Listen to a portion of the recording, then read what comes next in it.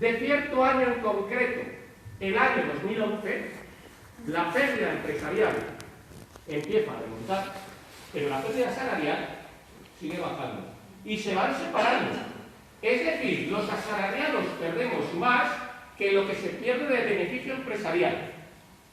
Así que ya tenemos un primer modelo de precarización. Segundo modelo, las condiciones laborales. Datos de economistas frente a la crisis. Yo siempre que les digo una fuente, van a ver ustedes que son fuentes de confianza. No voy a citar a la embajada de Pyongyang o cosas así. Cosas raras, ¿vale?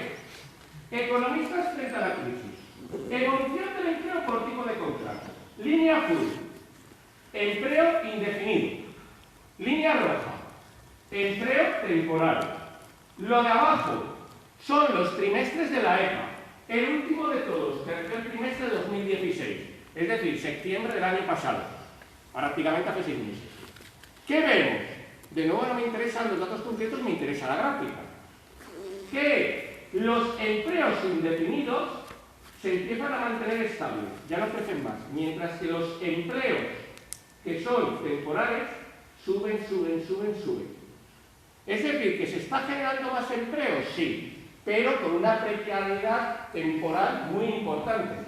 Lo que estamos haciendo es generar empleo de mala calidad. ¿Y la cobertura del paro? En un país donde hay 3,5 millones de parados, la cobertura del paro no creería que mantiene a todo el mundo. La idea esa de que pues yo me quedo en el paro y ya está, y vivo del paro tan ricamente. Hay un punto máximo, un 80% en 2010. Y a partir de ahí, ¿qué ocurre? Que baja el picado. Actualmente, en 2016, el 50% de los parados tienen cobertura. Es decir, la mitad de los parados no cobran nada. Aquí no ha habido que hacer reforma. Aquí ha sido más fácil. Como son parados de larga duración, la mayoría van perdiendo los derechos adquiridos a cobrar un subsidio. Y entonces me dejo a la mitad de la población en paro sin cobrar ningún sueldo. ¿Vale? ¿Hay una precarización en las condiciones laborales? Evidentemente, también. ¿Y en la política fiscal? Eso que dicen de que bajan los impuestos y entonces todos somos más felices. Vamos a ver si bajan los impuestos. De nuevo, datos de Oxfam. La evolución fiscal del 2007 al 2015. Les voy explicando. Este de aquí es el IRPF. Ha bajado un 0,4%.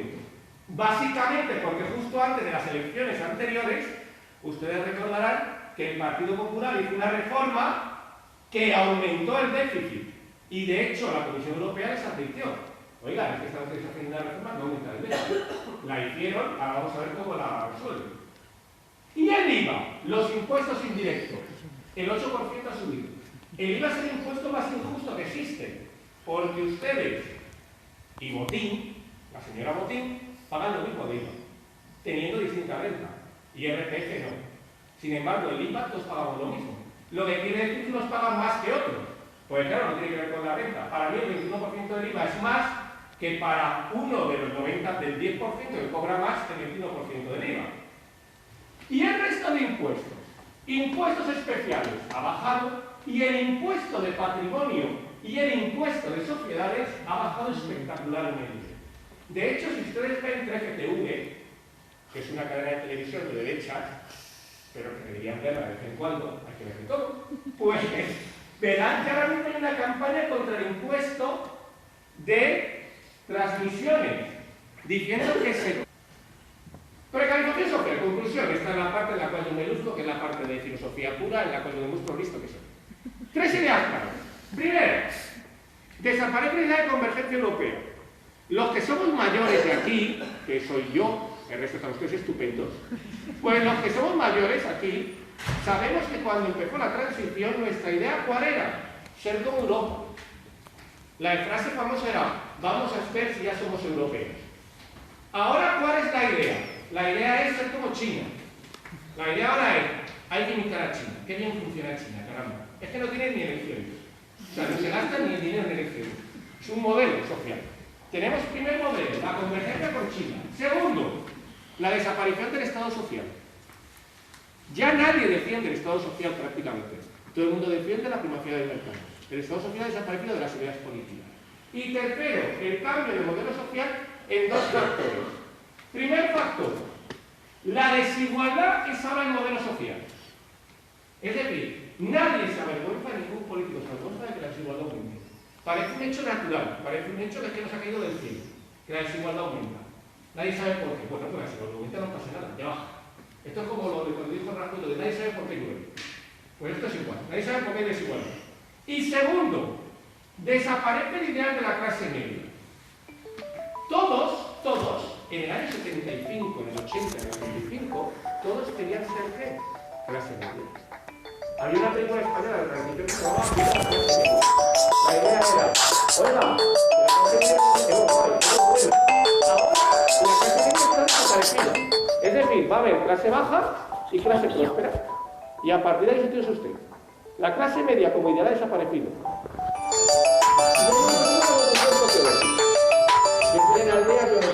Perdona, es que no es mío, que no es mío, no sé cómo se apaga, ya la ha apagado, ya no suena más. Es que ya he tenido yo. Perdón. Pues, perdón. Una persona encantadora. Bueno, así vamos. ¿Y cuál es la conclusión sociológica? Que desaparece la idea de progreso. Por primera vez en Occidente ha desaparecido el discurso político y social, la idea de progreso. Occidente se construye a partir de la Ilustración sobre una idea, que es la idea de progreso, es la idea de que las sociedades van a ir mejorando permanentemente en calidad de vida y cuidado en cuanto a la humanidad de las personas, de los seres humanos. Sin embargo, aquí ha desaparecido la idea de progreso totalmente. Uno, en cuanto a régimen social. Nadie espera que este país sea mejor dentro de 10 años de lo que fue en 2006. Todos esperamos que los índices, cuando yo vuelva a dar esta charla dentro de 10 años, sean peores. Todos sabemos que van a ser peores.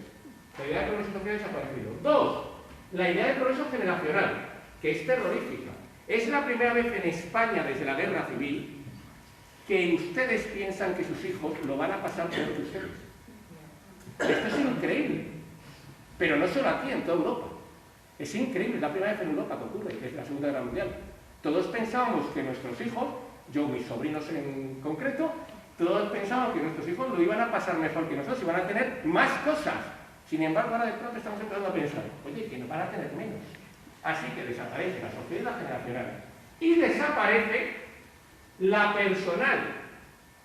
Por primera vez, mis estudiantes están pensando, gente con 20, con 25, con 30 años, está pensando que cuando tengan 45 no van a vivir mejor. Yo empecé en trabajos precarios, como todo el mundo. Cuando tienes 25 años, pues tienes un trabajo precario. Y yo no lo considero grave. Con 25 años tengo un trabajo precario y no lo considero grave. ¿Qué ocurre ahora? Que con 26 sigues, y con 27, y con 30, y con 35, y con 40, y con 45 en el trabajo precario. Eso es lo grave. Porque yo sabía que cuando tuviera 40, 45, 50, yo iba a tener un trabajo estable y iba a ganar más. Eso es lo que yo pensaba. Hoy en día nadie lo piensa. Hubo un programa de Ensalvados que se llamaba Precariado, que salía un ingeniero con su carrera terminada que trabajaba en una tienda de relojes y ganaba, creo que eran 1.100 euros al mes. Tenía 25 años, oye, 1.100 euros al mes, 25 años, pues no está mal, con 25 años. Pero decía una frase terrorífica: ojalá me quede siempre así. Un ingeniero quería trabajar para siempre en una tienda de relojes. ¿Qué ocurre? Que ha de la idea del progreso. Y ahora ustedes están preguntando, ¿y todo este rollo qué tiene que ver con la LOMCE? Lógicamente. Pues vamos a ver. Una escuela en una sociedad democrática. ¿Qué es una escuela democrática? Vamos a definir algo así para empezar a generar el debate luego. Tiene tres funciones, según yo creo, esto es lo que yo creo. Cultural, social y política. Cultural, la distribución intersocial del capital cultural, que significa la superación del estatus social y cultural. ¿Qué quiere decir eso? Que me ha quedado muy bien, ahí puesto. Quiere decir lo siguiente: mis alumnos de Villaverde tienen que salir hablando cuando acaben la enseñanza, por ejemplo, de ópera. Y quieren ir a verla, tienen que querer ir a verla. Así de simple. Es decir, ¿qué tiene que decir eso? Que hay una cultura, una gran cultura, que todos los ciudadanos tienen que poder ser capaces de disfrutar. O dicho de otro modo, que no acabe todo siendo la ópera para los ricos y el regatón y todas estas cosas para los pobres. Esa es la idea. La cultura se distribuye uniformemente. Lo que es elitista no es la cultura, son los canales de distribución de la cultura. Y entonces lo que hay que hacer es que esos canales se rompen su elitismo a través de la escuela. Yo hago un experimento con mi mujer, que es un experimento, mi mujer es también profesora de filosofía, imagínense las conversaciones en casa. Yo hago un experimento con mi mujer, que es un experimento muy divertido, que consiste en que todos los años vamos a citar dos personajes célebres de la historia de la cultura en clase. Ella da clase en Pozuelo, en Villaverde. Vamos a citar, yo qué sé, a Verdi, que es el autor de óperas italianas. Entonces yo digo, Verdi, y digo, ¿quién lo conoce? Uno, así, dos. Verdi, dice Jean Pozuelo, ¿quién lo conoce? 8, 9. ¿Qué ocurre? Que hay una distribución cultural por estado social al que pertenece. Es evidente, y esto negarlo es absurdo. ¿Qué tiene que hacer la escuela democrática? Romperlo, que todo el mundo sepa quién es Verdi. 2. La función social, que es la distribución de cualificación profesional. ¿Qué ocurre también? Que la escuela no está solo para hacer gente culta. Cuidado con esto, no cedemos solo con esta idea que es imprescindible, pero no la convirtamos en un ideal romántico. Tiene también que conseguir que mis alumnos, que su madre a lo mejor es una señora que limpia casas, mi alumno pueda llegar a la universidad, o pueda llegar a ser jefe en un banco, o pueda llegar a ser ingeniero en una empresa. Es decir, tiene que haber una compensación social frente a la estratificación del trabajo. Que no solo los hijos de la clase alta ocupen los cargos altos sociales. Y 3, la función política, que es formar ciudadanos críticos y autónomos. Lógicamente, si tienen que votar, por lo menos que sepan lo que están votando, que se lean los programas electorales. ¿Cómo se consigue esto? De dos formas. Una, con una educación pública de calidad para todos. ¿Por qué no pone con una educación de calidad para todos? ¿Por qué añades pública? Porque la escuela privada, que por cierto puede ser tan buena, es decir, tener tanta calidad como la pública, indudablemente. Yo conozco profesores de la privada que son buenísimos, profesores de la pública buenísimos, profesores de la privada malísimos y profesores de la pública malísimos. Sin embargo, la escuela privada, por su origen social, lo que pretende no es eso, es mantener eso en su grupo social de referencia, porque es la escuela privada, es su negocio. La pública es la que mantiene esta función democrática, esta función transversal, porque la pública pertenece al Estado, no a un grupo social determinado. Y 2, posibilitar a todos la máxima formación. Es decir, conseguir que cualquier alumno, sea cual sea su origen social, pueda llegar al grado más alto de cualificación. ¿Busca la LOMCE esto? Pues vamos a verlo. Doble hipótesis, esto es un conjunto de hipótesis. 1. La LOMCE es un desarrollo del neoliberalismo en el ámbito educativo. 2. La LOMCE busca evitar la máxima cualificación posible a la mayoría de la población. Esta es la hipótesis que yo voy a defender. Es decir, la LOMCE, ¿qué es lo que cumple? El proyecto neoliberal del que antes hemos hablado. ¿Lo cumple dónde? En el modelo educativo. Vamos a ver si es cierto. Empezamos. Vamos a recordar. Frase del ministro. Va demasiada gente a la universidad. Tenemos que utilizarla. Vamos a ver si es cierto. Cuando alguien dice una frase, lo más fácil es decir, bueno, pues vamos a ver si es cierto cuando está. Datos. Yo se los voy a decir. Azul, línea gris clarita. La secundaria, perdón, la línea roja es secundaria, conseguido el título. Línea azul clarita. Línea gris clarita. La postsecundaria sería FP, grado medio en España, bachillerato en España. Línea roja. Línea gris oscura. Línea gris oscura. La terciaria, que es ¿cuál? La superior a bachillerato. En España, grado superior, universidad. ¿Vale? Lógicamente, si tú tienes universidad, tú solo cuentas, en universidad no cuentas ni en primaria ni en secundaria, para la estadística. Japón, 44 terciarias. Estados Unidos, 41 terciarias. Reino Unido, 37 terciarias. Alemania, 26 terciaria. Alemania es el único país excluyente en cuanto a educación terciaria con un tema de la FP. Seguimos. Suecia, 33. Noruega, 37. Finlandia, 38. Países Bajos, 33. La Unión Europea, 27. La OCDE, 30. España, 30. ¿Valdemos esos alumnos a la universidad? Mentira. Es la media exacta.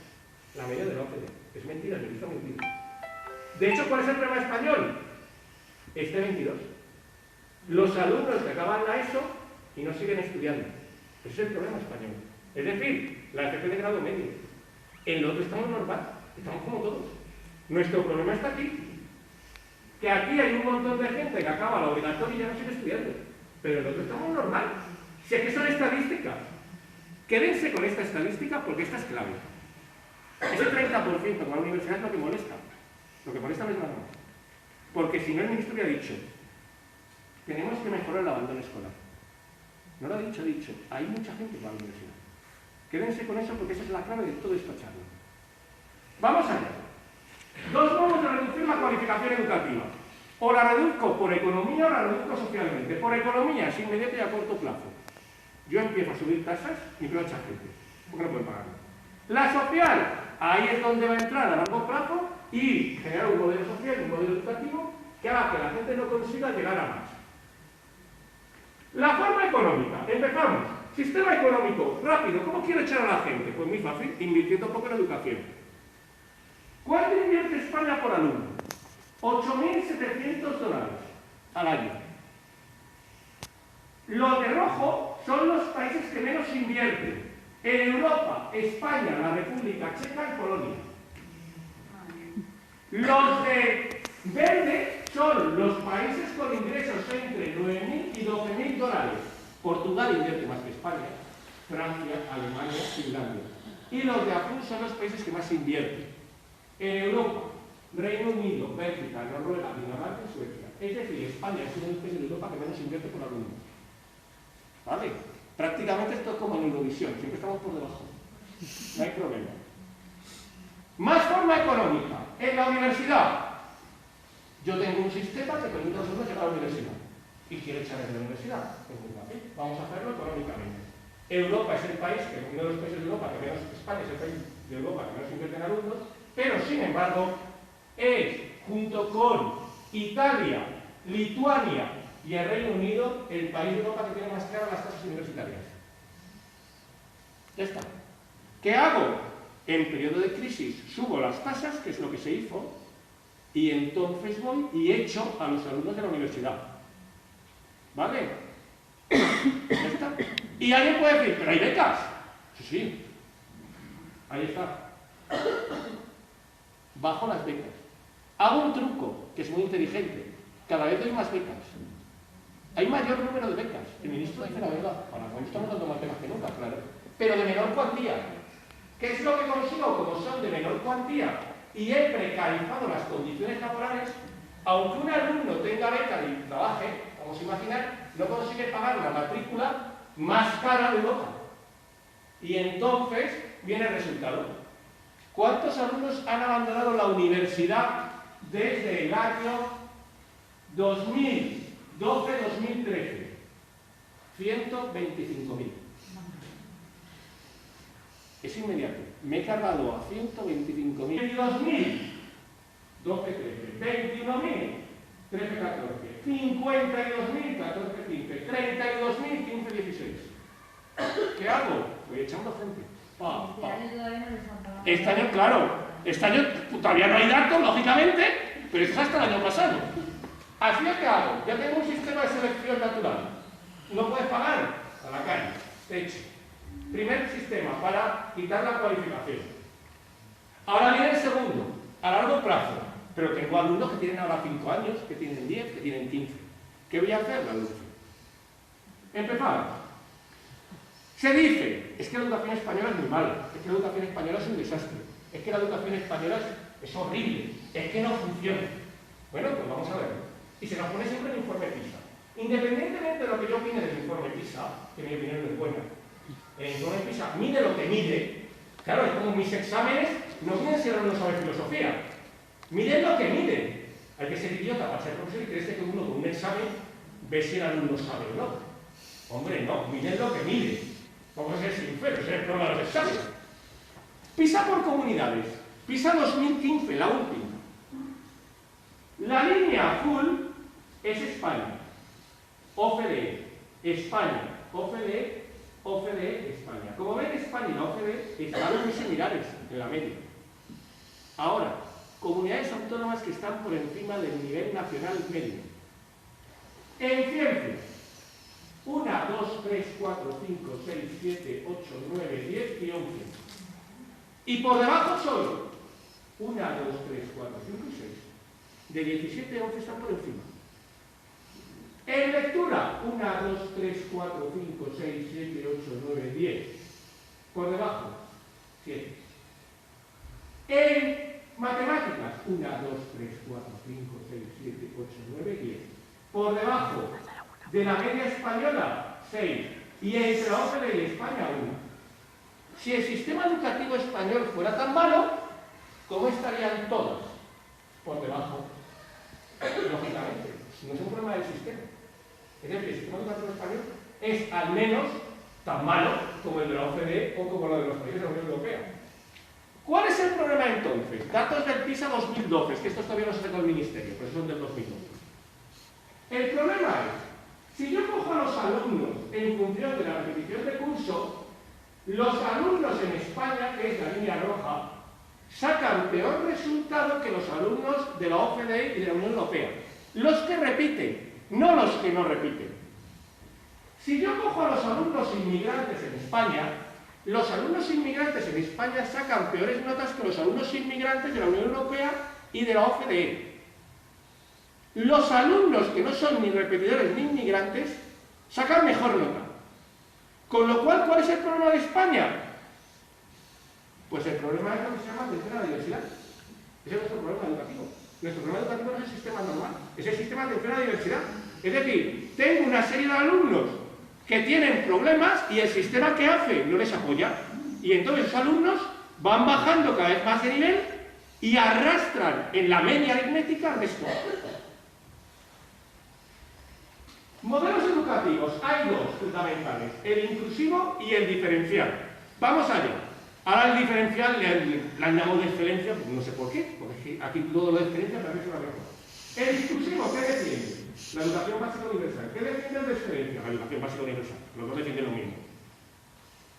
El inclusivo, ¿qué defiende? Que la educación básica universal debe posibilitar a todos, esta es la diferencia, el acceso a la enseñanza superior. ¿Qué defiende el de excelencia? A los mejores. El de excelencia te dice, hay alumnos excelentes y hay alumnos mediocres. Lo del preámbulo de la LOMCE, los talentos, que es una palabra evangélica muy bonita, por cierto. Pues lo han cogido ahí. Hay alumnos con distintos talentos. Pero ahora viene la gran pregunta, ¿y quiénes son los mejores alumnos? Es decir, ¿por qué los mejores alumnos son mejores? Pues vamos a verlo. Vamos a ver la relación que existe entre la clase social de pertenencia del alumno y los resultados académicos. Primer punto, el abandono escolar. Si el padre o la madre, el padre es línea morada, la madre es línea marrón, no tiene educación terciarios, universidad, solo es el 4% y va bajando. Es curioso. Así que hay una relación entre la clase social, los estudios de los padres y el éxito escolar de los hijos. Pero es más.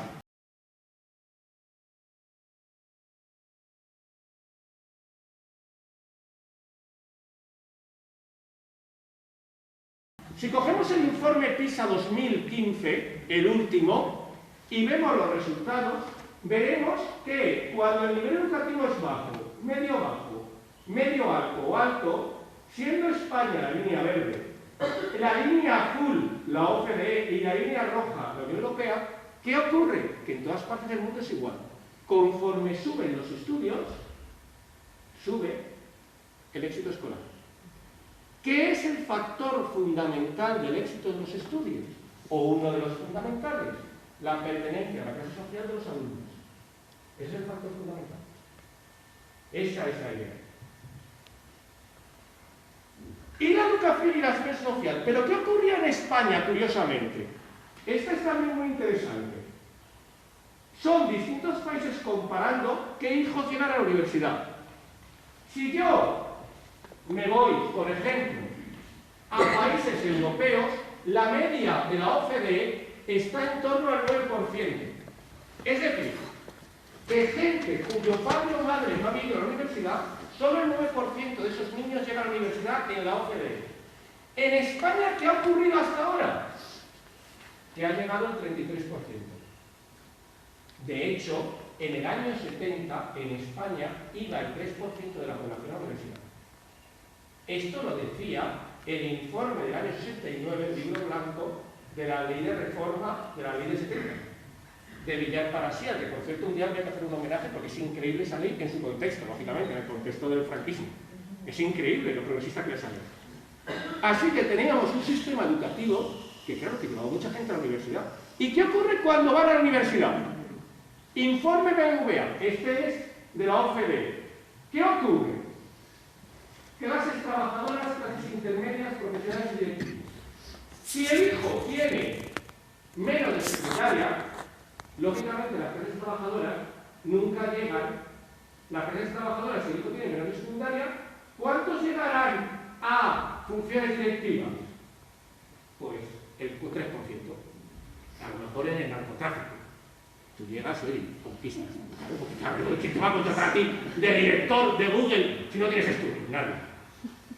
Sin embargo, en los profesionales directivos, ¿cuánto llegan? El 30%, aunque no tengan nada. Pues claro, papá tiene la empresa y te nombra pues jefe de fotocopias. Te pone un título en inglés, Mercadising Community, y tú vas allá a hacer fotocopias como un imbécil, pero con tu título en inglés. O sea, la cosa es espectacular. Pero ¿y si resulta que ese chaval de clase baja, cuyos padres tienen estudios de clase baja, llega a la universidad? Que de pronto la línea se dispara y compite con la clase alta. Y la clase media, ¿qué le ocurre? Que cuando llega a la universidad compiten absolutamente con la clase alta. ¿Qué ocurre? Que si los hijos de clase baja y clase media llegan a la universidad, son competencia en altos cargos para los hijos de clase alta. Si no, no hay problema.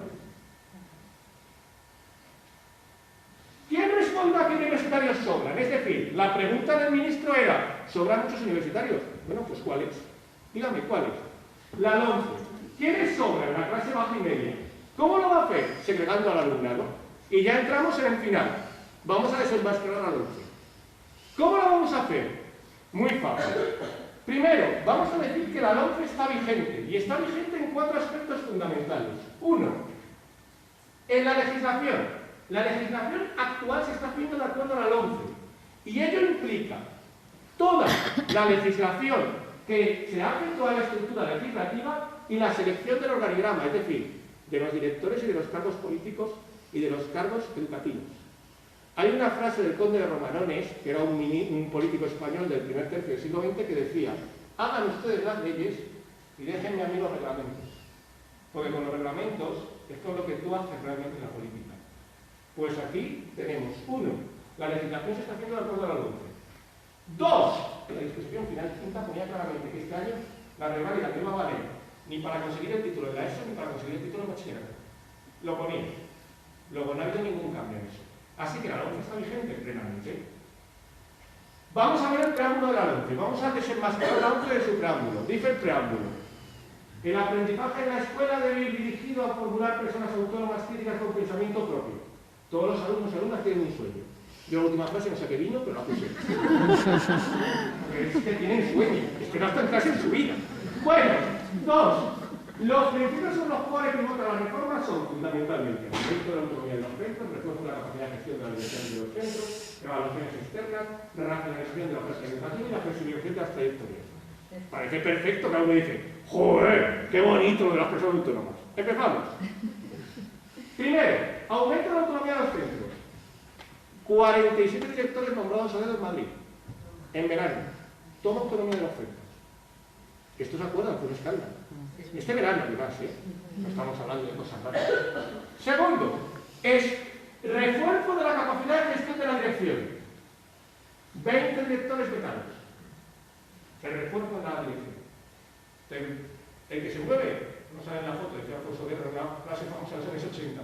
Pues el que se mueve, no se queda en la dirección. Tercero, racionalización de la oferta educativa. Atención, diferencia de porcentaje entre 2008 y 2015 entre centros públicos y privados. Las unidades bajan en la escuela pública, pero suben en la concertada. Los alumnos suben en las dos. Pero curiosamente, en la escuela pública han bajado las unidades. ¿Qué implica eso? Mayor ratio. Yo tengo más alumnos por clase. ¿Vale? Y el presupuesto ha bajado un 15% en la pública y ha subido un 5%, casi un 6%, en la privada. Fuente, comisiones obreras. Es un informe. Hoy, en la cadena SER, y no sé lo que digo, la cadena SER, han dicho que en el presupuesto de la Comunidad de Madrid, cada alumno de la concertada tiene 113 euros más. Ustedes dirán, pues qué tontería. 113 por 30 son 3.300 euros. Es un cañón en cada aula, un ordenador en cada aula y una pifarra electrónica en cada aula. Así de simple. Ya me he encargado el qué, la educación pública. Porque claro, llega el padre, yo lo entiendo. Y yo le enseño en mi aula, y le enseño en la aula de la concertada y se va a hablar de la concertada. Ya está. Si es que es normal. Flexibilización de trayectorias. Atención. Atención a la diversidad. España tiene un problema de atención a la diversidad, decíamos antes. ¿Cómo se ha resuelto? Pues, chan chan. Las líneas hacia abajo es la reducción del presupuesto de atención a la diversidad en las comunidades autónomas entre 2009 y 2012. Solamente 4 comunidades autónomas han subido el presupuesto. Todas las demás lo bajan. Es decir, ¿qué hago? Reduzco presupuesto de atención a la diversidad. ¿Qué hago? Doy menos atención a la diversidad. ¿Qué hago? Aumento las dificultades de los alumnos. Y la distribución de los alumnos inmigrantes, que decíamos son los que tienen más problemas en cuanto a atención a la diversidad. El 82.3% según el mundo están en centros públicos. El resto en la privada. Pero el 82%. ¿Quiénes son el 17% restante? Pues salvo 2 o 3 proyectos concertados, que es verdad que tienen algunos inmigrantes, los hijos de los embajadores. Claro, que cuentan con inmigrantes. No cabe duda que son inmigrantes, pero claro, como de cachondeo. Más sobre la flexibilización de las trayectorias. Al acabar el segundo de la ESO con 14 años, un niño elige entre matemáticas académicas o aplicadas. Cuando acaba tercero de la ESO con 15 años, elige entre cuarto de la ESO o cuarto de la ESO académica. Que una AFP está pensada para FP o para bachillerato. Esto no está derogado, ¿eh? Cuidadito, esto no está derogado. Seguimos.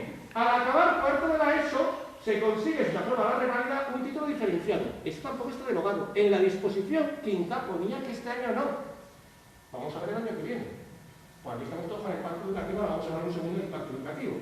Y uno por fin se va a FP o a bachillerato, pero curiosamente, ya esta vez sin elegir nada. Está total.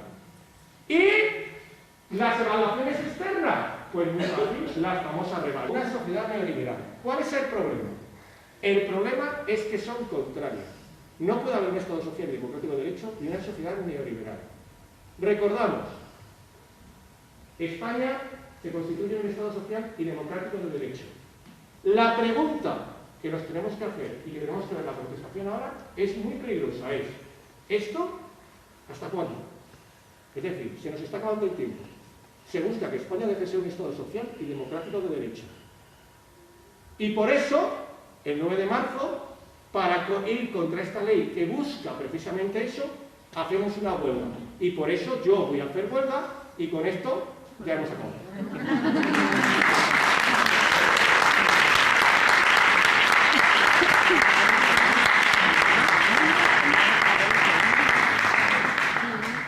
Y ahora, si alguien quiere...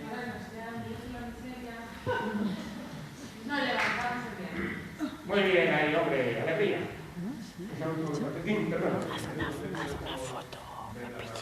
Pues si ha salido, esto no se me sabe, yo la voy a pasar a la plataforma, por supuesto, y luego yo siempre, como yo soy muy egocéntrico, yo las cuelgo en el YouTube, que tengo un canal.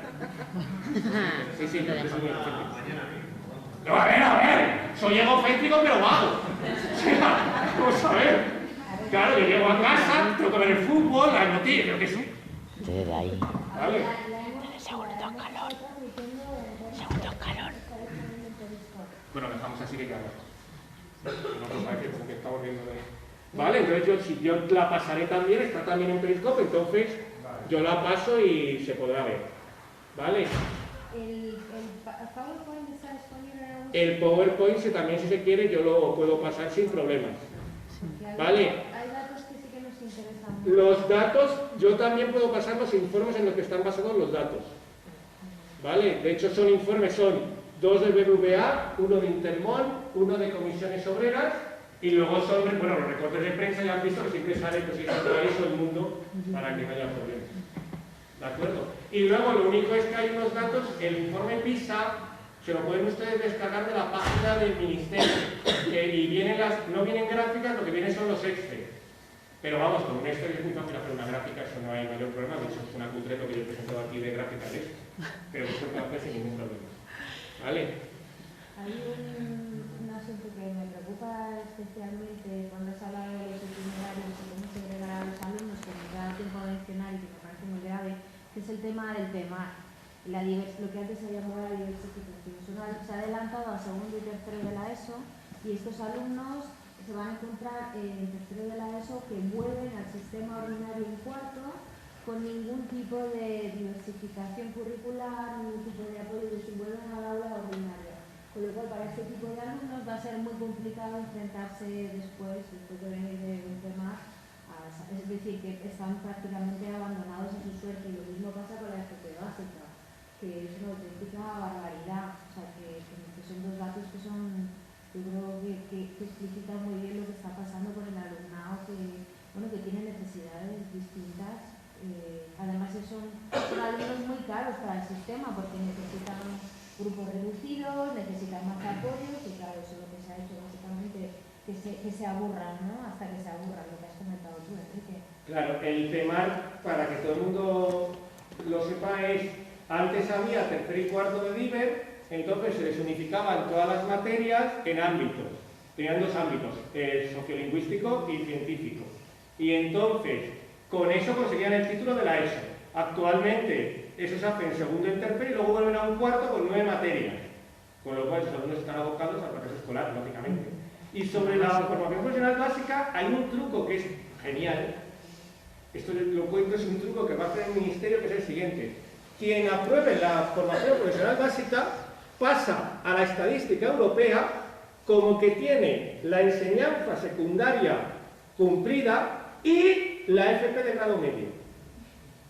Es decir, pasa a nivel secundario de enseñanza. Porque en Europa, lo que dice el gobierno español, estos alumnos que solo tienen realmente el título de la ESO, sin embargo, ya para la estadística europea van a tener una enseñanza superior a la de la secundaria, con lo cual ya no entran dentro de la abandono escolar. Que es un truco estadístico que está jugando el gobierno, que ya lo ha hecho, vamos. Ya entrando. Sí, perdón. La jefa de estudios del Instituto de FP, que tenemos en zonas lejas, nos dijo que había un 50% de abandono. Sí. Que hay 100 niños en la FP, en esa, que yo no sabía que existía. Yo vengo de la FP de hace 17 años. Yo eso no sabía que existía, yo sabía que había mucho abandono. Entonces nos dijo, el problema es que de 100 que hay, 50 abandonan. Pero bueno, pues 50. Ya pues que tienes a 50 en la calle. O sea, 50 que abandonan los estudios sin nada. Sin un abandono. Claro, si son abandono educativo, eso no es fracaso escolar. A ver, la distinción técnica es fracaso escolar es cuando no consigues el título de la educación secundaria obligatoria. Y abandono es cuando tienes la educación secundaria obligatoria y no continúas estudios. Entonces, los que no consiguen el título de FP básica, entonces sería fracaso escolar. ¿Vale? La FP básica, para que todo el mundo lo entienda, igual así lo entiende más gente, es el antiguo PFPI. ¿Vale? Los antiguos PFPI son muy parecidos. Y ahí también había un alto grado de abandono. También hay que entender qué tipo de alumnos van a este tipo de escuelas y cómo están estructuradas la mayoría de las veces su entorno social. Claro, es que hay alumnos que tienen un entorno social, yo vengo de Villaverde, a ver, la mayoría tiene un entorno social normal y sus familias son normales, pero claro, hay un colectivo que tiene un entorno social que es sencillamente, es decir, no es solo un trabajo educativo, sino también es un trabajo de política social. ¿Vale? Sí. Bueno, te he preguntado primero que dónde se podía ver, pero vamos, yo creo lo primero, tremenda la charla que nos has dado, angustiosa también, muy interesante de lo mejor que he oído últimamente, y quería aclararte una cosa que has hablado de las tasas universitarias en Europa, ¿no? Decías que los países que tienen las tasas más altas son España, Italia y el Reino yo he estudiado en Reino Unido, la diferencia es que, a pesar de que son altas, hay préstamos para los estudiantes. Y esos préstamos no se devuelven hasta que tú has ganado cierta cantidad. O sea, vamos a ver, tú acabas la universidad y si tú ganas 12.000 euros, 20.000 euros, no lo devuelves. O sea, si no sobrepasas las 25.000 cifras, que ahora no sé en cuánto estarás, en 25, 30, lo que sea, no devuelves el dinero. O sea, a ti te prestan el dinero para hacer tus estudios, pero cuando tú ganas un dinero más o menos coherente, empiezas a devolverlo. No es que lo devuelvas en ese momento, ¿no? O sea, que queramos o no, son altas, pero... Claro, pero hay un sistema de amortización, digamos, que te permite acceder a los estudios. Sí, claro. Y lógico, o sea, si tú quieres un sueldo bajo no lo devuelves, si quieres uno alto, sí lo devuelves. O sea que aquí, si tienes unas tasas altas y no tienes dinero, te quedas con eso. Claro, efectivamente es un problema de... Tienes unas tasas altas y efectivamente es que no tienes ningún sistema de contrapartida al tener tasas altas. Entonces, o perteneces a una clase social determinada que te lo puede pagar, o te quedas fuera. O consigues una beca. Claro, entonces el problema es efectivamente. Sí, perdón. Bueno, una cosa que no has subrayado y que me parece súper importante es el tema de la religión. O sea, si pensamos que se están mermando los recursos para los grupos flexibles, la atención a la diversidad, y tenemos en cuenta cómo están actualmente los grupos de religión, que se ha visto una religión que es evaluable y que estamos pagando con dinero público y esos docentes, bueno, no sé exactamente, pero el profesorado de religión está nombrado por la conferencia episcopal, es decir, ni siquiera pasa una oposición ni pasa ningún tipo de control, es decir, que ahí se nos va un dinero importante porque los grupos de religión, bueno, pues no son muy numerosos, por lo cual ahí estamos haciendo una inversión importante por una cuestión meramente ideológica de este gobierno, que a mí me parece una barbaridad con los datos de atención a la diversidad que tenemos, es decir, que se invierta dinero en eso me parece una auténtica barbaridad. Y luego otra cosa que me parece importante y es que estamos aquí hablando de la LOMCE, pero a la LOMCE le han acompañado dos medidas en el caso de Madrid, la de los recortes del 2012, que han preparar o de otro plan nacional. Yo no sé si el neoliberalismo es mucho más, se está metiendo mucho más fuerte, y por otro lado también los lobbies que se están haciendo cargo de la enseñanza privada, tanto desde el punto de vista de las congregaciones religiosas ultracatólicas como de las nuevas empresas que organizan sus propias universidades privadas a las que van a ir directamente los alumnos seleccionados desde estos colegios privados y suponen una especie de selección de personal para sus empresas futuras que yo creo que en muchos casos tienen esas élites de universidades de las que están llevando en un momento vamos a llegar a una sociedad en la que va a haber una masa social anulada con 4 diversiones básicas, encima convencida que como se mueva se va a quedar sin nada. Y el que pueda meterse en esa élite, pues lo va a hacer. Y me da una rabia enorme. Estos sectores, estos lobbies neoliberales se están metiendo no en lo que sería cambiar el mundo, sino en mantener la gente para su negocio. Yo es que diría aquello de me alegro que me hagas esa pregunta. Que queda muy bien. Es que yo puedo soltar aquí un rollo, eso de no te menees. A ver, yo creo que hay dos cosas distintas que usted señala muy bien. Una es lo que es la educación como puro mercado, eso que se está implantando a pasos agigantados, pero no solo en la privada, también en la pública. ¿Vale? Es decir, las pruebas, por ejemplo, de conocimientos y destrezas las están empezando a hacer en empresas privadas. Se subcontratan empresas privadas para esto. Hace poco, muchos institutos de Madrid pagaron 600 euros por la famosa aula Planeta. Bueno, la industria de los libros de texto. A mí, lo voy a decir, hombre. A mí lo voy a decir porque es que me indignó. Así generamos debate. A mí una cosa que me indignó mucho de la huelga de los padres contra los deberes. Yo estoy en contra, yo creo que los deberes son excesivos claramente, sobre todo en infantil y en primaria, me suena pasar. O sea, yo que un niño de 5 años tenga deberes es para hacerse lo bueno. Yo creo. Pero bueno, pero lo que me sorprende es que los padres nunca hicieron una huelga contra los libros de texto. A mí es algo que me sorprende, 300 euros al año. Y los deberes, oye, que son gratis. No, que solo sea por esto. Vaya por una huelga. Por ejemplo, hay un libro de texto, me parece terrorífica. Pero perdón. Que los deberes es esfuerzo. Ya. Y lo otro es dinero. Y que se esfuerzo. Sí, pero no. Entonces, una cosa es el mercado, que yo creo que la educación ya es mercado, descaradamente. De hecho, uno de los problemas que tiene la Iglesia es que la Iglesia es el mayor empresario educativo de España. Claro, esto es un problemón para la Iglesia.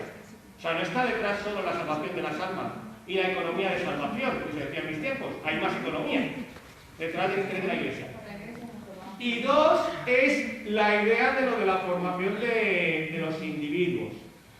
Yo es que esto, ya digo, es que a mí me puedo meter un rollo palatero. Voy a intentar que sean 2 minutos para que no haya...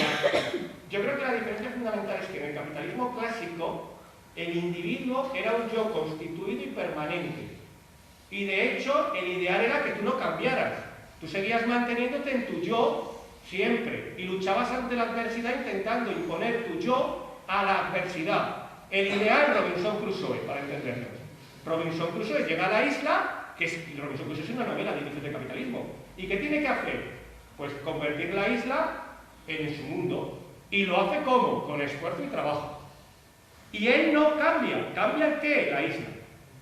Cuando surge todo este cambio del capitalismo al neoliberalismo, que yo creo que es más que el neoliberalismo, que es el capitalismo este de consumo, lógicamente un yo que se mantiene permanente no consume. Porque ya quiere lo que quiere. ¿Qué hay que hacer? Que el yo vaya cambiando permanentemente. Que es la moda, el ejemplo sería la moda. Cada vez la moda es más efímera, dura menos tiempo. Yo les digo a mis alumnos, cuando tengáis 10 años más, miraos el tatuaje. Va a ser terrible. Esa mariposilla aquí tan sexy, dentro de 20 años está aquí y no es sexy. No la saldrá, claro. ¡Claro! Y no se ha convertido en nada, es que está aquí y no es sexy la mariposilla. Y eso tiene que ver, por un lado, con esta manía de la educación por competencias, que es un sujeto vacío al que se le llena, pero lo que importa no es el contenido, es la estructura. Y entonces, ¿la estructura qué es? Para que con sus alumnos no van a buscar a Berlín en Google, si no saben quién es. ¿Qué van a hacer? Probar. No, pero que los alumnos sean felices en clase. No, mire usted, la clase no se va a ser feliz. Se van a otras cosas. O sea, si encima eres feliz, bien. Pero claro, no, yo no voy a clase. Yo no digo, os voy a dar una lección para que seáis felices. Entonces me hacen un cara de tontos. No, mire usted, cuidado. Yo os doy contenidos, cuidado, os doy también maneras de relacionaros con el mundo. Pero yo creo que ese predominio de los maneras de relacionarte con el mundo, lo que busca es un sujeto que vaya cambiando permanentemente, que se adapta a cualquier trabajo, porque los trabajos van a cambiar. En 30 años va a haber distintos tipos de trabajos, todos cambiantes, y van a estar cambiando permanentemente de trabajo. Tú antes nacías prácticamente, entrabas de trabajo de una empresa y te jubilabas en ella, ahora ya no. Y segundo, es por el tema de que, claro, de que hay que adaptarse a un consumo permanente. Y un consumo permanente incluye un consumo cultural. Pero vamos, esto sería, vamos, no para otra conferencia aquí de... Sí, perdón. No, perdón, ¿qué más? Soy Camila, no voy a expresar bien, entonces me disculpo. Yo quería decir que no se han nombrado mucho culpable de todo eso en esta charla muy interesante, que para mí es el capitalismo, y la gente normalmente piensa que hay uno bueno y uno malo. Eso es lo que piensa la mayoría de la gente. El bueno es lo que crea el Estado social y el malo esto de el neoliberal y es lo que crea privilegio. Pero al final, en el fondo, es el mismo modelo. ¿Qué pasa? Que hay diferentes fases. Yo no he estudiado, no tengo un título, entonces hablo por mi opinión. Hay diferentes fases y las fases que hubo hace tiempo que eran mejor ha habido porque las circunstancias históricas eran diferentes. O sea, después de 2 guerras mundiales y después de la Unión Soviética, donde todo el mundo tenía trabajo, casa, educación gratuita y sanidad gratuita, en Occidente no podía cambiarse la élite de la oligarquía capitalista. Tenía que dar algo a la población, a la mayoría de la población, que de todas formas no se lo regaló. O sea, tuvo que curárselo muchas veces con lágrimas de sangre. Entonces eso se puede cambiar en la educación. Si pasa eso, es porque, como dijo usted, la tendencia es como en la economía. En la economía lo que cada vez tiene más privilegios son las multinacionales. Pues en la educación cada vez será la élite, como dice usted. Pues entonces, hasta que creemos que existe un capitalismo bueno y uno malo, pues vamos a caer en esta trampa y pensamos que con alguna reforma se puede cambiar esto nuestro, que para mí es el culpable de todo, que es el capitalismo. Y decir simplemente soy anticapitalista sin saber con qué lo quiero sustituir, y con eso quiero decir todo, la educación, la sanidad y todo eso, pues es ir a lo nada, es caer en una ilusión, criticar mucho pero no ver el problema principal, que es la perversión que está dentro del capitalismo. O sea, que el 1% que lo tiene todo y la mayoría cada vez tiene que tener menos. De hecho, en Europa parece cada vez más a América Latina. Eso es lo que quiero decir. No sé si me he expresado bien, pero A ver, es que ahora sí que se va a armar. Dos cosas. La primera, yo al último sitio sobre la Tierra que me he querido vivir es la Unión Soviética. O sea, la Unión Soviética es una dictadura, un sistema totalitario, y yo desde luego no voy a ir a vivir ahí, bajo ningún concepto. Dos, no es que haya un capitalismo bueno y uno malo, pero hay uno mejor y otro peor. Y la política no es el bien absoluto, es entre las opciones posibles elegir.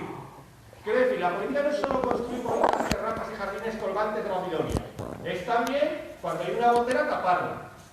Y ahora mismo tenemos un problema. El problema es que la construcción del capitalismo en Europa, que se está haciendo, está destrozando el modelo europeo. La política es, ¿qué prefiere usted, modelo europeo al clásico o esto? Pero yo les digo, ¿qué prefieren, la LOE o la LOMCE? La LOE, para entenderlo, ¿no? Pues vamos a llegar a un punto en común. Yo ahora mismo me dicen los partidos políticos, vamos a firmar un acuerdo por las condiciones sociales, políticas, laborales, educativas, que estaban en el año 2006, queremos volver al 2006 con esas condiciones, y ustedes no lo firmarían. Es que, claro, es que esto es política.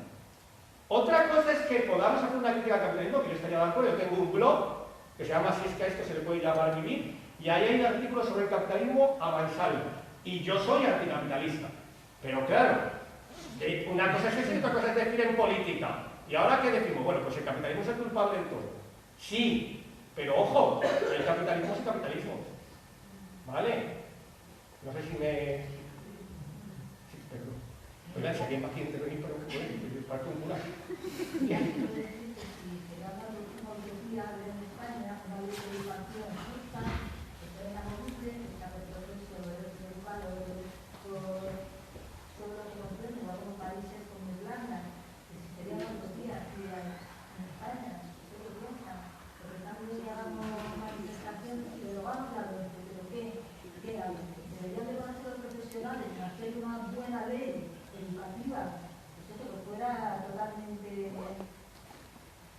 A ver, yo pienso... es que claro, ya que me pregunta, pues aprovecho. ¿Cómo me gusta estar aquí? Arriba. Pues, yo pienso lo siguiente, primero, en España, las leyes educativas, es que hay que coger el país en el año 75 y hay que irnos al 2005, por ejemplo, en 30 años. ¿Ustedes creen que el nivel educativo español no mejoró significativamente? Un momento. Nos pusimos a nivel europeo. En 30 años. Ojo, ¿eh? A ver, en un momento. Cuando llegó la democracia española, la educación universal no existía. Te lo quiero recordar. Bueno, no existía la seguridad social, te lo quiero recordar. Existía un germen, lo de Girón, pero no existía la seguridad social. Entonces, no existía la educación universal. El 3% iba a la universidad. Es decir, las mujeres prácticamente no tenían ningún tipo de educación. Quiero decir, en 30 años todo eso se ha revertido. La historia de la educación española, si yo miro el 2005 para atrás, digo, chapó. Otra cosa es que podamos sacarle defectos, podemos sacarle defectos a lo que sea, pero podemos decir, chapó, oiga, lo hicieron bien, se construyeron un montón de institutos, se escolarizó a todo el mundo, esto por un lado. Por otro lado, ¿podemos llegar a un acuerdo? Si es que ya lo he sabido. Es que la LOCSE o la LOE, con todos sus defectos, que yo soy anti-LOCSE y soy anti-LOE, claro, es que soy anti-LOE, pero claro, me ponen la LOMCE y me voy a la LOE, lógicamente. Entonces, la LOCSE o la LOE eran leyes que tenían un amplio consenso social y que podían ser mejorables totalmente. Pero claro, cuando hablamos de acuerdo social, tenemos que decir que el acuerdo social es de todos. Claro, no es solamente, para entenderlo, no es solamente los profes. Los profes no profes también tendrán que decir algo. No sé si me explico con esto. Claro, entonces igual la ley que va a resultar nunca nos va a gustar a todos todo. Y yo creo que eso se había conseguido con la LOCSE y con la LOE. Que luego quieres cambiar cosas, se podía haber cambiado, pero se podía haber mantenido el contexto general. De hecho, la LOMCE, si ustedes la ven jurídicamente, verán que no existe como ley solitaria. Lo que han hecho es LOE-LOMCE consolidada, se llama, porque han dejado artículos de la LOE y han puesto artículos nuevos. Lo que pasa es que los artículos nuevos son terroríficos. Entonces, ¿se puede hacer un pacto educativo? Sí. ¿Cuál es el problema? Yo lo digo seriamente, el problema es el Partido Popular. Ese es el problema. Ese es el problema, ya está. Es el problema básico. El problema no son los políticos, ni son los sindicatos, ni son las asociaciones, ni nada. Es el Partido Popular. El problema es el Partido Popular, ahora en este momento concreto, pero a lo largo de la historia es eso, que no hay una ley justa para lo que son los estudiantes, porque según el gobierno que ha estado de turno, pues lo van cambiando, pero en realidad no sé si me explico. Sí, yo estoy de acuerdo. Y se deberían de sentar procesos de ser educado del gobierno, Sí. todo lo que antaño era educación conviene. Yo con eso estoy de acuerdo, pero hay una distinción entre los gobiernos del PSOE y los del PP, que es que cuando los gobiernos del PSOE han hecho una ley nueva, han buscado, y esto es indiscutible, han buscado el acuerdo. La LOCSE y la LOE. Cuando el gobierno del PP ha hecho una ley nueva, la LOCE y la LOMCE no han buscado el acuerdo, se ha impuesto por mayoría absoluta. Con lo cual es una diferencia. Que podemos decir, pero la LOCSE tenía esto de malo, esto, que yo estoy de acuerdo. La LOE tenía esto, yo estoy de acuerdo. Pero claro, es que, ya digo, política es jugar con la realidad.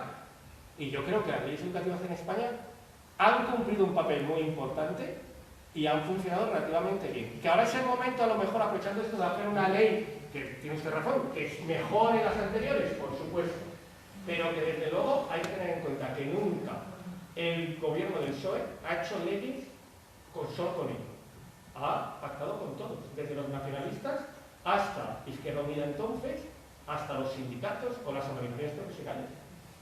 Y esto es verdad, esto lo pueden ustedes ya. El señor Bess se le puso, Claro. o sea, se le puso que tenía que sacar la LOMCE y por Pero, y es que ya lo habían hecho, cuidado, ya lo habían hecho en el 2002. O sea, que es que tenemos un problema con el Partido Popular, nos gusta, ¿no?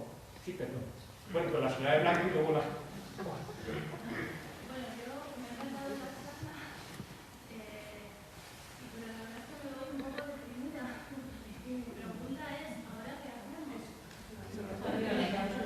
Quiero decir, el 26 de octubre, cuando se votó el señor Rajoy, nos explicaron y nos vendieron que trabajábamos y que iba a hacer la política que los demás le dijéramos que iba a hacer, que tenía que hacer, pero 6 meses después todo sigue igual.